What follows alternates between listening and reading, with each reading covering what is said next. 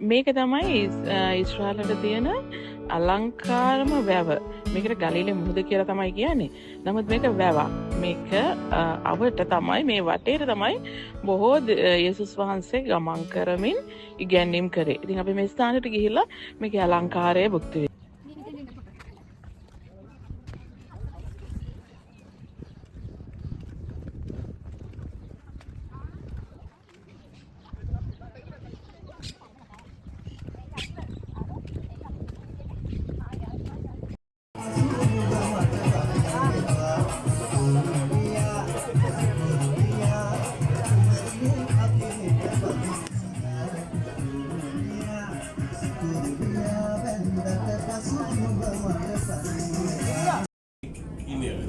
We call the name of this place Sea of Tiberias because Tiberias, city of there.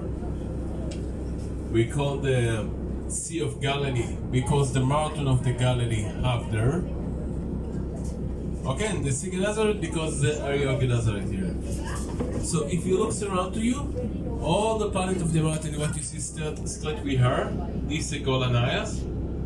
The Golanayas is start the boat in the south with the Israeli, Syria and Jordan, and finish in the Chedmon in the north, in the border with Israel and Syria. Before 1967, 65% of the mountain is in the Syrian area, and after the 6 Day Worms, all this in Israel area. What you see now, it's Israel, don't worry. If you look back to you where we start of Kibbutz Genosar. After that, you have the Mount of Beatitude in the left side of the boat, back. After that, Keparnacho. And after was the valley, there is the Beit Saida. If you have the Christian people, you have the miracle of Jesus, the Sea of Galilee, in making in this area. Okay? The lake is 24 kilometers south to north to south is 24 kilometers, east to west is close about 11 kilometers, maximum deep is 48 meters. So if you have questions, we can help you, enjoy to the music and make it fun, okay? Amen.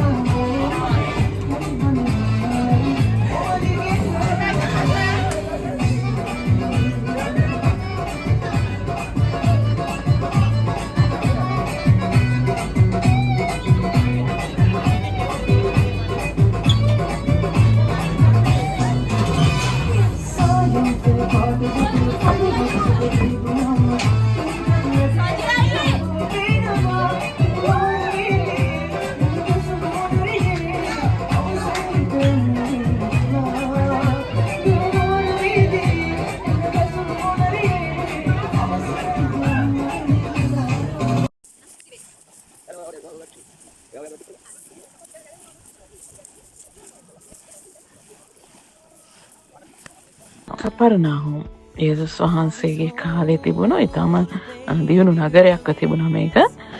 විශේෂයෙන් උන්වහන්සේ නිතරම ගිය වූ සිනගෝගයක්. තවත් බොහෝ දේ තියෙනවා. මෙයත් ගලීල මුහුද ළඟ පිහිටලා තියෙන්නේ. ඊටම ප්‍රසිද්ධ බොහෝ අය පැමිණෙන ස්ථානයක්.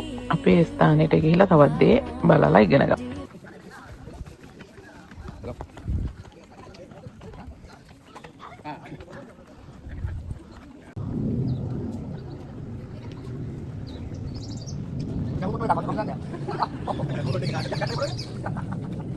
Kota kali sana yang berada.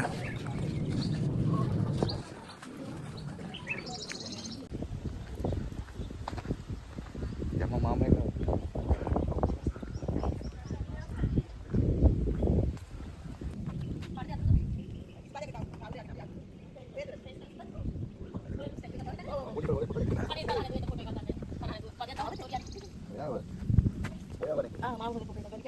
දැන් ඔයාලට දන්නේ නැහැ වගේ ඉන්න ඉස්සරහ. ඔය පොඩ ගලද? ඔය දැන් නැහැ වගේ ඉන්නේ පොඩ ගලද? බලන්න මෙයාලා ඉන්න බයින තු ඉන්න බලන්න තියෙන්නේ මොනවද බලන්න.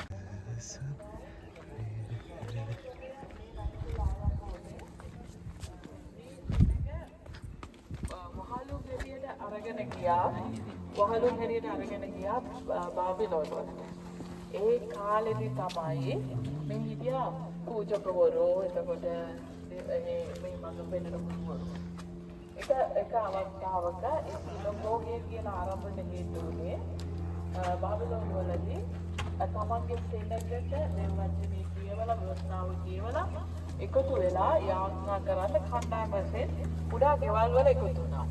ඒ එකතු වුණු ක්‍රමය තමයි ඔවුන් මේ දේශයට නිදහස ලැබුණාට පස්සේ අරගෙන ආවේ. එතකොට ඒ ක්‍රමයට තමයි සිනගෝග ඇති වුනේ. සිනගෝගික කෙරෙන දේ තමයි දේවචනය කියවීම. ඒ කියන්නේ බයිබලයේ මේගොල්ලන්ගේ තෝරාව ඉස්රායල් යුදාවරුන්ගේ තෝරාව කියවලා විස්තර කරලා දෙනවා. ඒ කියන්නේ තෝරා ඔවුන්ගේ ආදි පියවරුන්ගේ ලෝකේ ආරම්භය ආදි පියවරුන්ගේ ආරම්භය ඒගොල්ලෝ වහල්කම් වල නිදහස්ම කොහොමද යන ඒගොල්ලෝ නිදහස් කරේ ඒගොල්ලෝ රකින්න කියලා කියන දේ විස්තාව මොනවද කියන එක ඕන්ට කියලා දුන්නා. ඉතින් අන්න ඒක තමයි සිනගෝගයක් කියන්නේ. දැන් මේ ඉදා තිබුණා වූ සිනගෝගයක්. අවස්ථාවන් කීපයක මේක නැවත ගොඩනගලා තියෙනවා. ඒ වගේම මේ නගරය දැන් මේ නගරයේ විශේෂ පුද්ගලෙක් හිටියා. ඕගොල්ලෝ බයිබලේ පාවිච්චි කරන අය ඔයගොල්ලෝ කියලා දෙනවද නාහුම් කියන නගරතුරුවරයෙකුගේ පොත? කියලා තියෙනවද? නාහුම් කියන අනාගත වස්තුවය දුන් තියා වූ නගරය. කබර නාහුම් කියන්නේ ඒකයි. right? එතකොට මෙහි යුදෙව්වරු සාහන ප්‍රමාණයක් ජීවත් වුණා. මේ කොටස තුළ. ඒතර යේසුස් වහන්සේ නිතරම පැමිණි සිනගෝගයක්. මේ සිනගෝගයේදී විශේෂ දේවල් සිද්ධ වෙලා තියෙනවා. අනික තමයි මේකේ ඉතිහාසය අපි බැලුවොත් මේ උගලන්ට මේ වටේ බලන්න පුළුවන් right නටබුන් තියෙනවා. මේක වෙනද නගරයක් වගේ.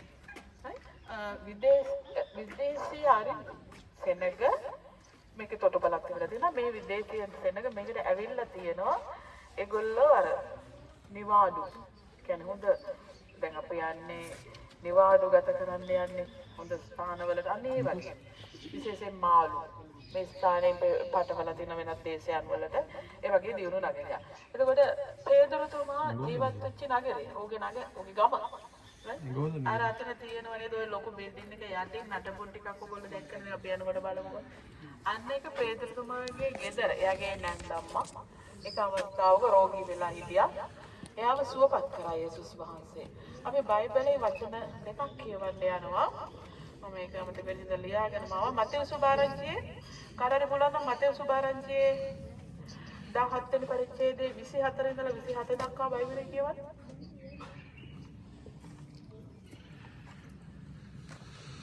ඔවුන් කපර්නාමට ආ කල ශෙකෙල් භාගය නොගෙවන සේක් දැයි කීවෝය. දේව මාලිගාවට ඔප්පු කළ මිලයකි. භාගය අය කරන්නෝ පේත්‍රස් ළඟට ඇවිත් නුඹලාගේ ආචාර්යන් වහන්සේ ශෙකෙල් දේව මාලිගාවට ඔප්පු කළ මිලයකි ගෙවන සේක ඔව් කීවේය. හරි. මේකයි මේ ස්ටෝරිය. එතන යේසුස් වහන්සේ මෙතන දැන් මේ පේදුරුතුමා ගියා අතන තිබුණානේ. මෙතන යේසුස් වහන්සේ ඇවිල්ලා ඔහුගේ සමග ඔහුගේ නිවසේ ජීවත් වුණා. උන්වහන්සේට කාමරයක් එනවා. උන්වහන්සේට මේක දැනක් තිබුණා. හරිද? උන්වහන්සේ ඇවිල්ලා ඔවුන් සමග ජීවත් වෙන නිසා දැන් ආගන්තුකයන් ගෙදර ඉන්නේ. ඒතර පේදුරු දන්නේ නැද්ද? එයාගේ ටැක්ස් එක ගෙවන්න ඕනේ කියලා දන්නව වේතුමා දන්නවා. right? ඇවිල්ලා චෝදනාවක් කරනවා මේ අර ඔබලගේ ගුරුවරයා රම්බේ right? එයා මේ ටැක්ස් ගන්න වරදක් පටවන්න ලෑස්ති වුණා. ඒ වෙලාවේ තමයි යේසුස් වහන්සේ අහුවේ. යේසුස් වහන්සේ කියනවා පේදුරු මනුෂ්‍යයන්ගෙම මේ කියන්නේ අයිතිකරුවගෙම අයිතිය ඉල්ලනවා කියලා වෙනන්සේ කියනවා. ගිහිල්ලා මූදට ගිහිල්ලා බෙලයක් වහන. පළවෙනිම හම්බෙන මාළුවාගේ කට අරින්න ඒකේ තියෙන ෂෙකල් එක. එතන ඒක ගිහිල්ලා ගෙවන්න කියලා කිව්වා. කොහොමද එතකොට ෂෙකල් එක දෙන්නට පේදුරුතුමාටයි යේසුස් වහන්සේටයි. මේ කපර්නහුමට ආපු අවස්ථාවේදී මේ සිද්ධියට උන්වහන්සේ මොන දෙන්න සිද්ධ වුණා. ඒක 27 දක්වාම කියනවා. 27 දක්වාම කියවද? 27 දක්වාම කියවන්න. ඔහු ගෙටා කළ යේසුස් වහන්සේ පළමුවෙන් ඔහුට කතා කොට සීමෝන් නුඹ හිතන්නේ මොකද? පොළවේ රජවරුන් සුන්ගම් නොහොත් ආදායම් ගන්නේ කාගෙන්ද? තමුන්ගේ පුත්‍රයන්ගෙන්ද නොහොත් අන්‍යයන්ගෙන්දයි කීසේක. අන්‍යයන්ගෙන් යයි ඔහු කී කල යේසුස් වහන්සේ කතා කොට එසේනම් පුත්‍රයෝ නිදහස්ය. නමුත් අප විසින් ඔවුන්ට බාධා නොකරන පිණිස නුඹ මූදට ගොස් බිලියක් පළමු කොට අසු වෙන මත්ස්‍යයා ගනින්න. උගේ කට හැරිය කල ශිකේලයක් සම්බවන්නේය. ඒකගෙන මාසා නුඹ උදෙසා ඔවුන්ට දීපන්නයි කීසේක. හalleluya මේ අපේ ස්වාංශේ උන්වහන්සේ කියනවා නේද අපේ මිනිසුන්ට ඒ කියන්නේ එතනින් උන්වහන්සේ අදහස් කරේ මොකක්ද දන්නවද? යේසුස් වහන්සේ සමාජය පෙරලන්න ආපු කෙනෙක් නෙවෙයි. නීතියට උන්වහන්සේ ගරු කරනවා. හරි? දැන් මේ දේශේ අපි ජීවත් වෙනකොට මේ දේශේ නීතියට අපි ගරු කළ යුතුයි. අපිට යටත් විය යුතුයි. එතකොට දැන් යේසුස් වහන්සේ මේකට යටත් වෙලා පෙන්නනවා. පෙදරු මෙන්න මේක ගෙවන්න. ඔයාටයි මටයි. හරි? මොකද උන්වහන්සේ ජීවත් වෙන පෙදරුතුමත් එක්ක. ඔය ඒ නිවසේ. හරිද? එතකොට උන්වහන්සේ මෙතනින් අපිට යමක් උගන්වනවා. ඒ තමයි ඔබ වෙනුවෙන් මේ හැම දෙයක්ම ඔබව තේරුම් ගන්න පුළුවන්. අපේ හැදෙවත තේරුම් ගන්න පුළුවන් කෙනෙක් කියන එක. මනුෂ්‍ය